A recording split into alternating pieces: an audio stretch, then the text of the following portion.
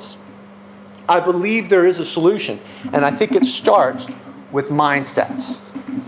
Here's an excerpt from Dr. Dweck's website explaining her theory on mindsets. And I quote, "In a fixed mindset, people believe their basic qualities like their intelligence or talent are simply fixed traits.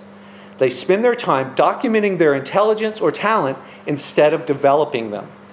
They also believe that talent alone creates success without effort." End quote. In other words, in a fixed mindset, perceived success is the measure of self-esteem. Success is attributed to innate talent or intelligence. With a fixed mindset, the student avoids challenges and has a low perceived self-efficacy. Also, any feedback that isn't praised is seen as failure.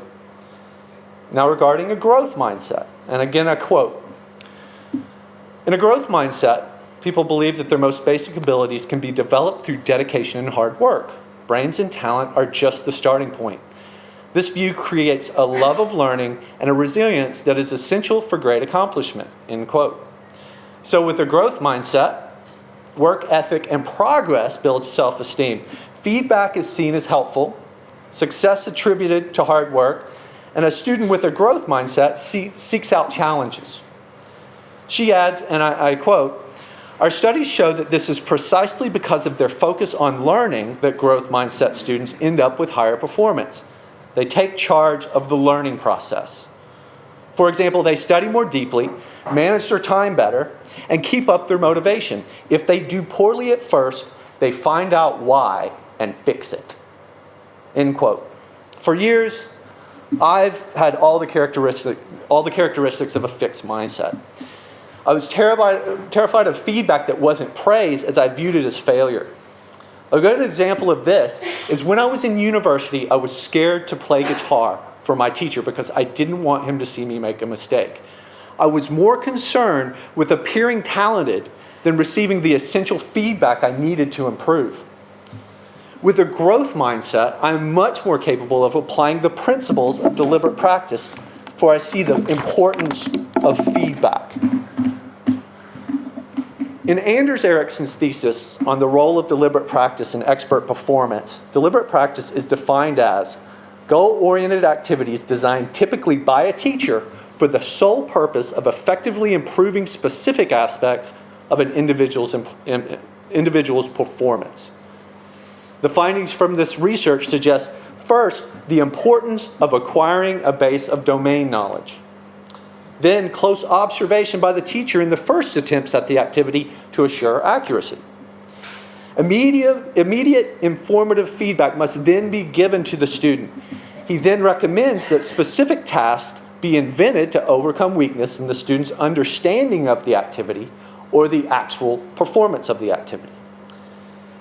Then, execution of correct repetitions while concentrating on the relevant components of the activity. But Ericsson adds, deliberate practice requires effort and is not inherently enjoyable. In other words, it's really hard and it's not much fun. This is why everybody doesn't do it. It takes considerable mental and physical effort to engage consistently in deliberate practice. Because of this, the student must be motivated to persist, and one way the teacher can do this is to show the student the relationship of effort and success. Ericsson states that when these conditions are met, practice improves accuracy and speed of performance on cognitive, perceptual, and motor tasks.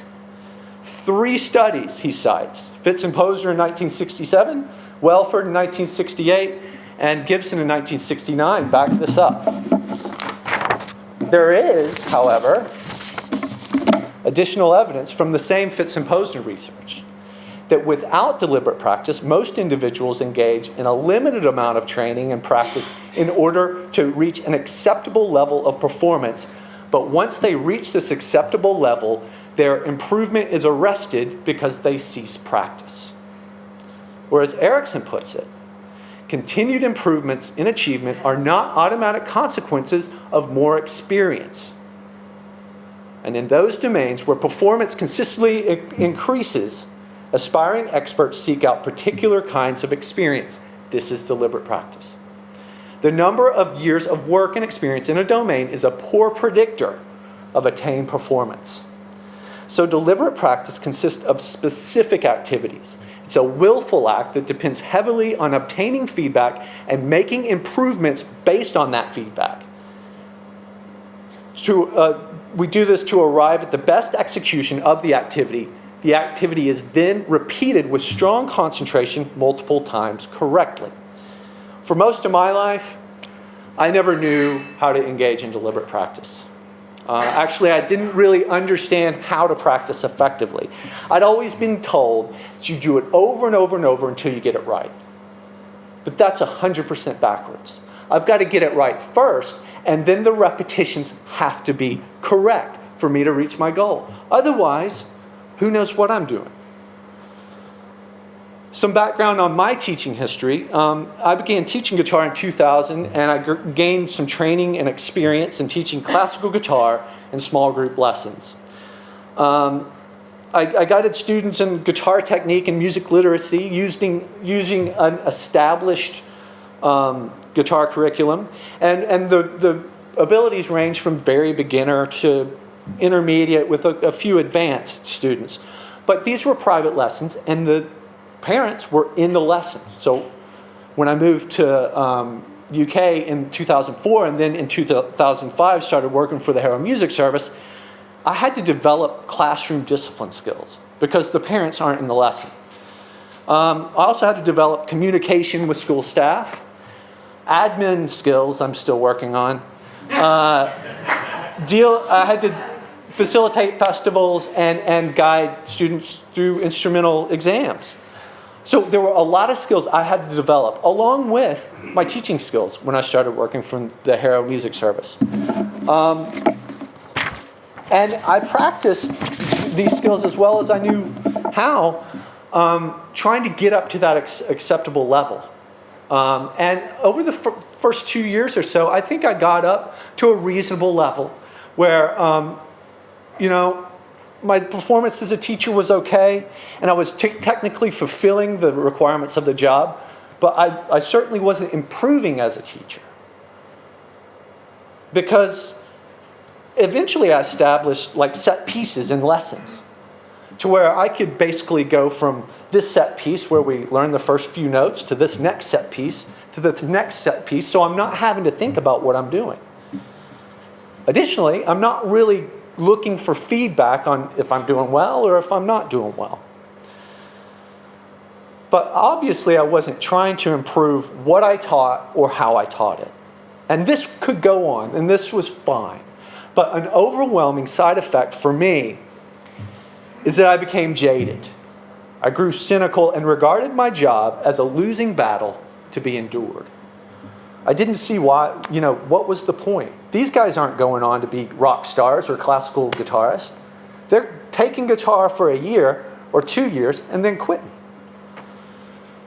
But finally I saw that the bars to my development, because I gave myself all sorts of excuses that placed the reason for my mediocrity in teaching or in guitar on external circumstances. And if you were in these circumstances, you'd be mediocre too. But I finally saw that the bars to my development was me, my attitudes, my mindset, my unwillingness to engage in disciplined and strategic, deliberate practice, basically me.